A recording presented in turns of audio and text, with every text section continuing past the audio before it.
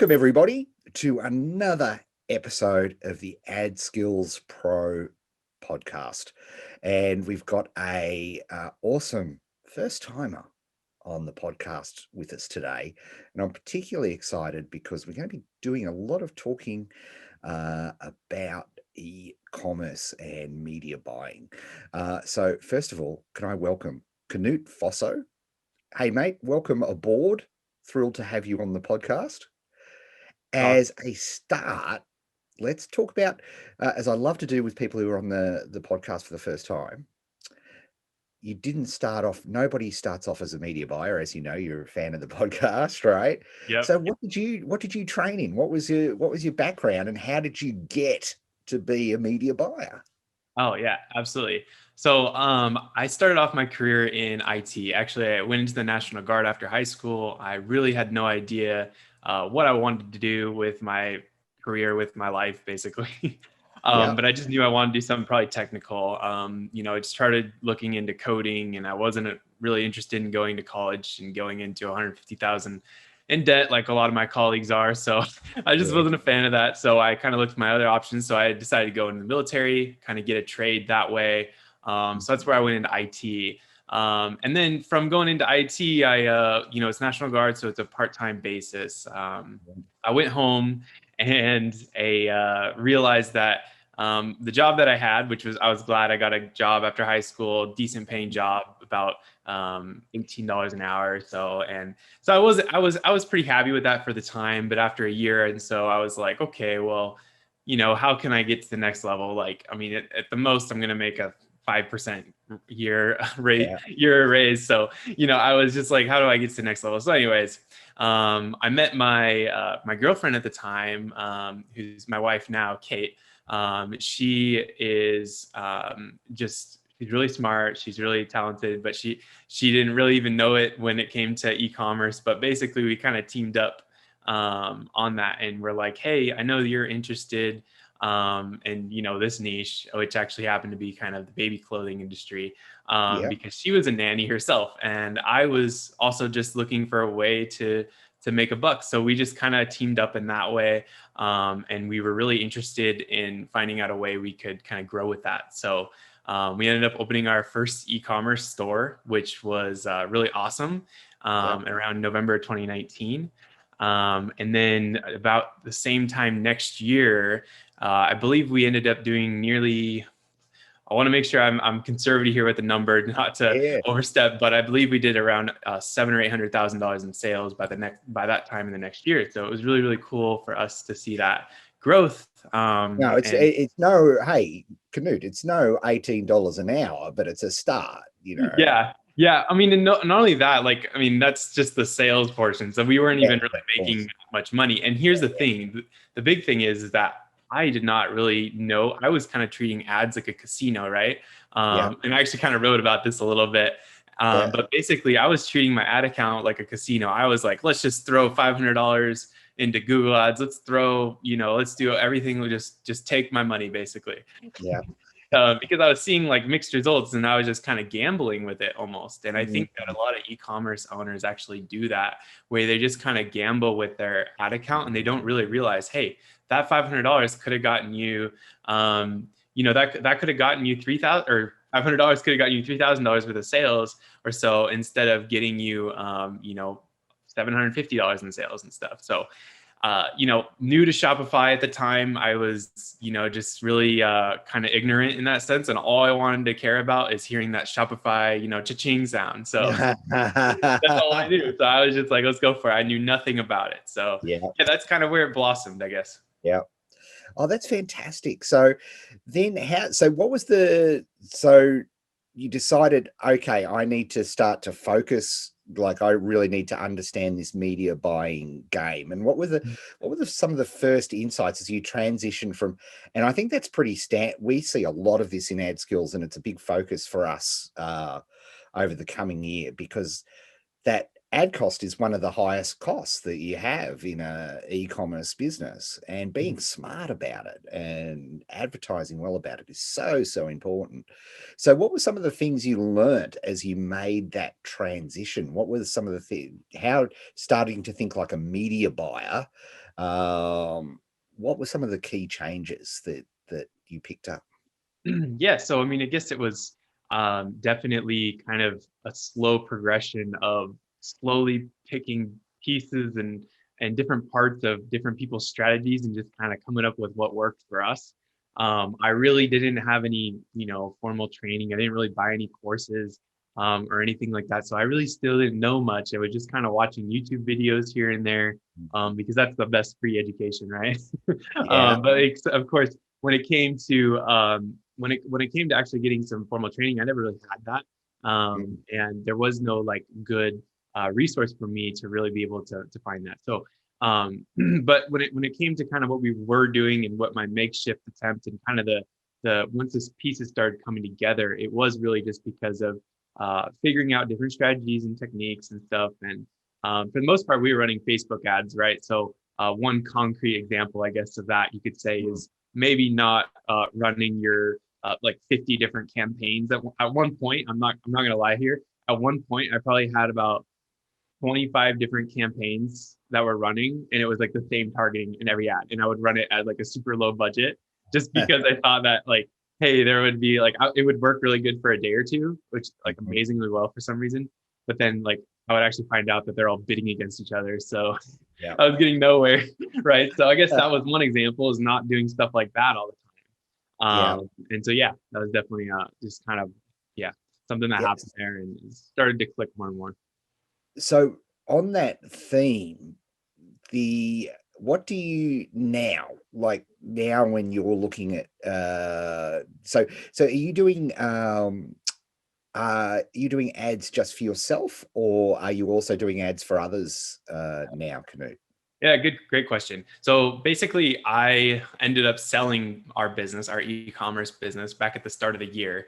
Yep. I wanted to actually focus once I got into it around the early start of last year, Mm, and started to really get down and get into my strategy. I kind of made a commitment to really want to grow out and help others achieve the same success that we had. So I kind of shifted my focus. I didn't really know how I was going to do that yet, but I really wanted to just help people grow with paid ads. And I didn't even know, to be honest mm, with you, around fall last year, I still didn't even know what a media buyer was. mm. I didn't even really know, but I found out I was kind of helping out friends with it. And I didn't even know. I was like, okay, I was just going to help you with Facebook ads, is what I thought. So then I started to kind of look for a little bit more because I was like, once I really got involved with it and started to do more and more research, I realized, hey, this is a whole different part to everything, right? Like this is a whole new world, and I'm just seeing the tip of the iceberg here. Like not even the tip of the iceberg, but like the little shaving of ice at the top of the iceberg. Mm. So uh, basically, I started seeing that more and more, and once I got exposed to it a little bit, I was always hungry to learn more. And I think that's kind of where I actually found AdSkills around the spring of last year, actually this year, where that's where it really took off. And so now I help manage several different clients. I have clients who are working in e-commerce, clients who are selling courses and different training programs. I work with gyms, and so I'm kind of like I work with a lot of different types of people, Yep. anything from local businesses to e-commerce. So it's really fun. Okay, that's fantastic, and I just as of time of recording, the latest biz.gov stats came out for careers, and media buying is in the top 5 fastest growing careers Wow. in the United States. And yeah, well, it's which is fantastic. You know, we're a bit of a fan of that here at AdSkills for obvious reasons, but it's thrilling to hear you say that. If I'm an e-commerce client coming to you, and I've been at the e-commerce ad casino as a media, now looking at it from your media buying perspective, what are the things that you're doing to make sure that you can really deliver traffic at a price that makes sense for them? What process do you have?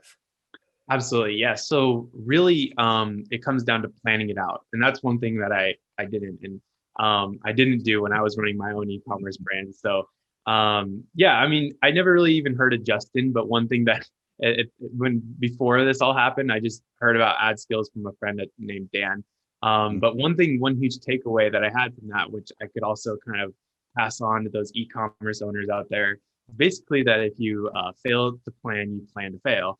And I remember that from his course, and I was like, yeah, that's absolutely right, because I had no plan and I just wanted to throw money at ads, right? Mm.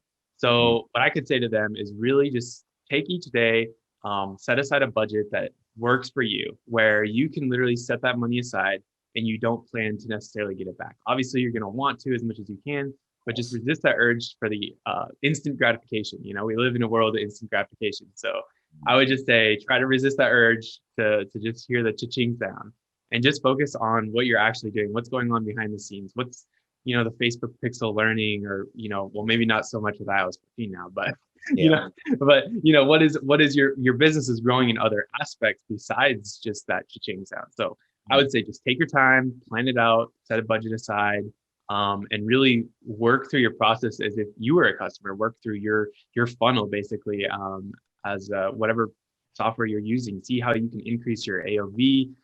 You know, see how you can increase your retargeting efforts, and also just your lifetime value of your customer as well.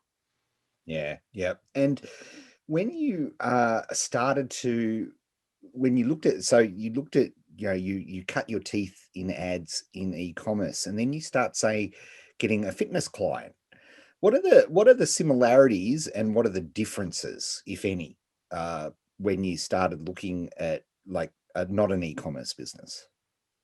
Yeah, absolutely. So one of the things I love about just what I do as a media buyer, I guess, is working with all sorts of different businesses, and not even in the US, but also in the UK and other places as Mm. well. So I just get to meet a lot of really cool places and get exposed to so many different business practices, which allows me to kind of just kind of get diversified in that sense, where I know all these different techniques. And so anyways, moving from the process over to something like that, it's definitely a whole nother world, but a lot of those concepts are pretty similar, right? You want to get a return, you want to increase that lifetime value. So instead of you want to have a new purchase every you know, month or couple weeks or something from an e-commerce customer, and keeping them engaged. You also, like for a gym, for example, you want to keep those members engaged. You want to maybe upsell them with, you know, supplements. You might want to just make sure they're really loyal and keep coming back to you as a member, right? And so yeah, I mean, there's just definitely a lot of different things, and there's other factors too, like for this last year, you know, with the environment and the way that it happened, Oh, yeah. the everything that happened, basically, you know, gyms were not really doing much, so they had to adapt. So one of the things that I was actually helping with a lot is doing virtual sessions for gyms, so virtual training and stuff like that. So I was really helping to market some of those. And also in e-commerce, it was just booming no matter what. I mean, it just went up. So it definitely kind of took business away, and you just had to be more, in my opinion, we had to be really creative with the techniques that we used to market to those people. Yeah, yeah. And in terms of ad networks, do you tend to focus on one? What's in your ad networks tool belt? Absolutely. So, my main specialty in the ad networks that I feel like is my skilled Mm, asset, I say, is definitely Facebook and Instagram. mm, And then I do some Google as well, and I've done Pinterest in the past. mhm, And I'm exploring right now with TikTok and Snapchat too. mm. Just kind of testing it out on some clients and making sure I see some good fit right there. Yep. But yeah, I mean, there's definitely just I'm always adapting, I guess. So I'm always eager to kind of learn the newest thing, but at the same time, I don't like to fix anything that's not broken. So you know, Yeah. as far as that goes, Facebook and Instagram have always been the most reliable, most scalable to me. So those Yep. are my main networks. Yeah. Particularly in those niches that you talked about. My office is a testament to the power of Instagram and e-commerce. You know, you can't get this is a visual for the, you know, you can't get a pink meerkat in a pink unicorn hoodie just off the store. You have to, like, I have to be personally targeted on Instagram for something like Right. that. There's a little Right. little bonus for the YouTube watchers there. You'll just have to imagine what a meerkat dressed in a pink unicorn hoodie is like if you're listening on the podcast. Talk to me about Instagram a little bit. Let me ask you about that, because in some ways, you know, Facebook's gets all the media buying hotness, but to me, what have you found for let's do it with e-commerce first. What sort of ad unit, what sort of strategy have you been using in Instagram for e-com? How have you been tackling that? What are some tips that you could give us on Instagram and e-commerce? Right. So, and I think this can apply to other things as well. But Sure. one of the best strategies we've used is, well, for example, we've grown our social following, or organic social following, pretty well from ads actually, and they're really engaged with what what it was and what it still is for the e-commerce that we were working in, Mm, e-commerce business that we were working in. So, one of the biggest things that's always proven to be pretty successful for me, is always just taking and seeing what your customers are liking, what your following is liking on your Instagram feed, and then from there being able to promote those similar creatives or those similar posts, and really kind of use that as the ultimate trial, for what you're going to do, because you cannot do that with Facebook. Nobody's going to see your Facebook posts for your page. Like that is mm, completely that is almost completely dead. I mean, there's a couple out there, and yeah. maybe you can kind of do the same thing to an extent with groups, but at least for Instagram, it is really the ultimate trial,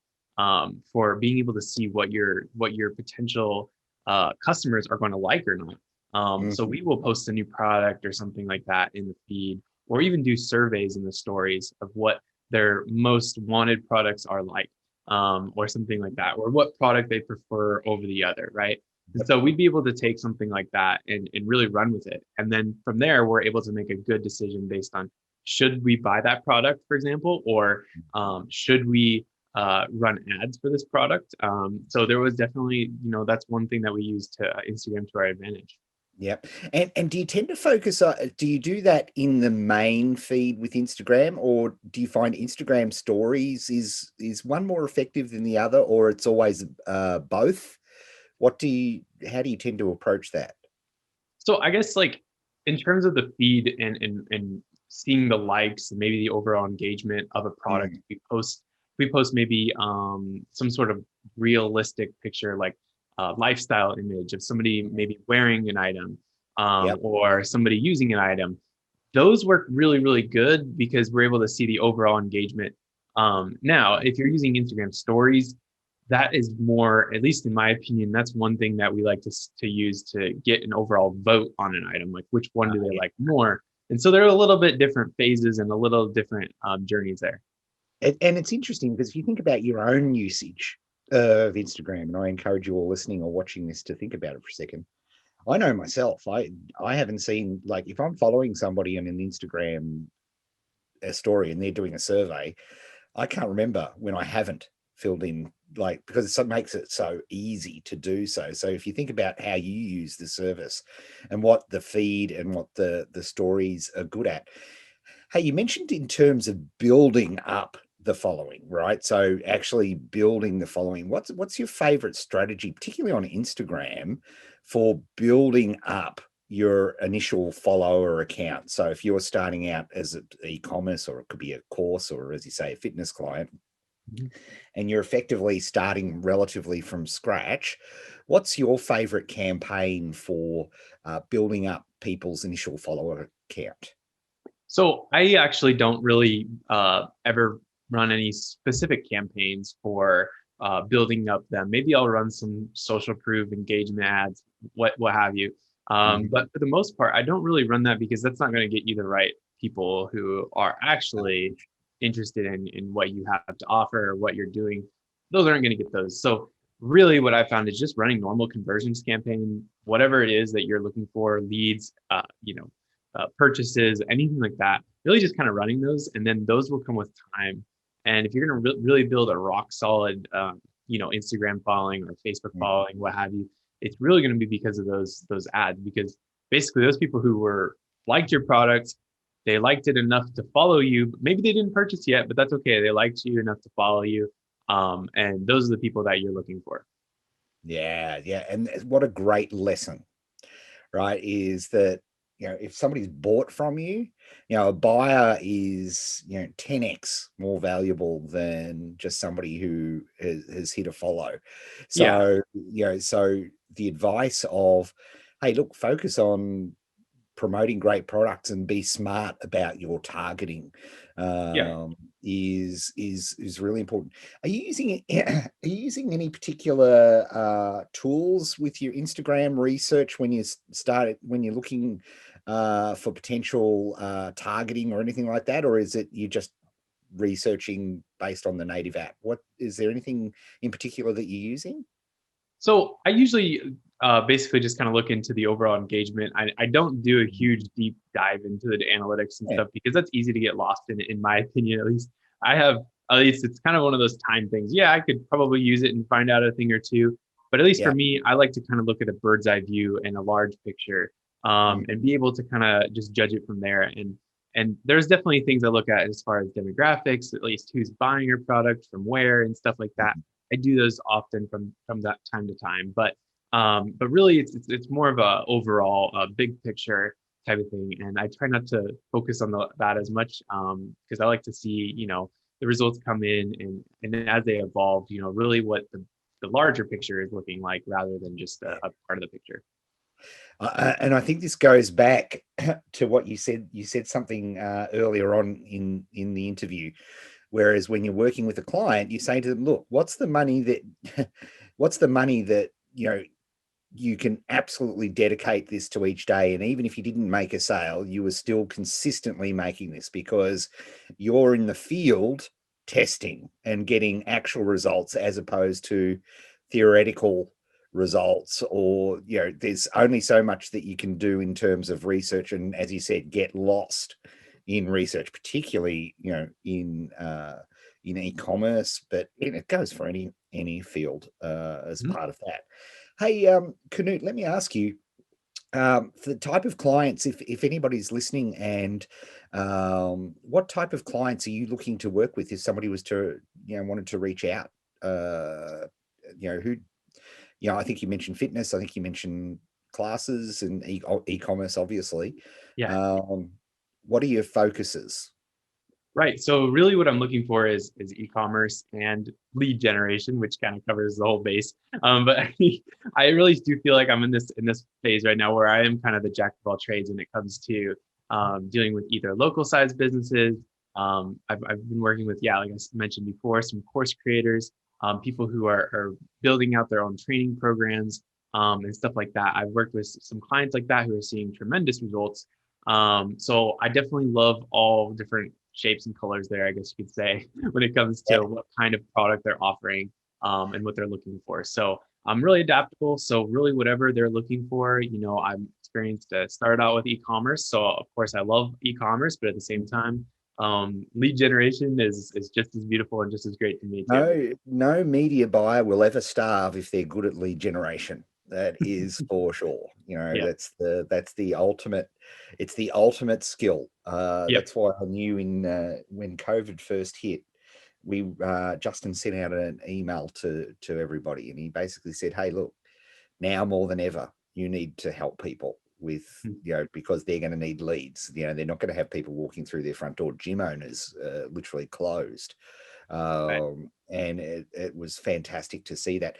Hey, Knute, where do people find you? Awesome. So yeah, if you're looking to find me, you can definitely find me on LinkedIn, any social media, just by Googling my name, Knute Faso, and I'm sure you'll find me. If you'd rather just go to my website, blitzymedia.com, that'd be awesome. That's Oh, BLI. could you just say that again? Yeah. Yeah, blitzymedia.com. So it's Yeah. BLITZY. Fa- Blitzymedia.com, and that'd be awesome.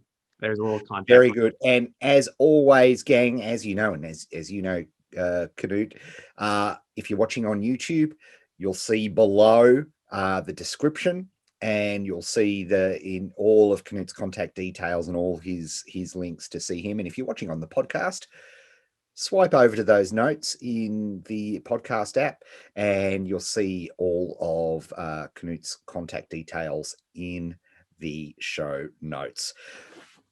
Knut, this has been fantastic. Thank you so much. It's been such a wild ride, and for you, like just from that whole e-commerce journey into into media buying and working with other clients. Thrilled to track your journey, thrilled to have you as part of the AdSkills community. And thank you so much for being a part of the podcast. Hopefully, we can check in with you in a future series to see how everything's going. Awesome. Thanks, Ed. I appreciate it. Yeah, it's great to be here. Beautiful. Thanks, everybody, and we'll see you in another episode real soon.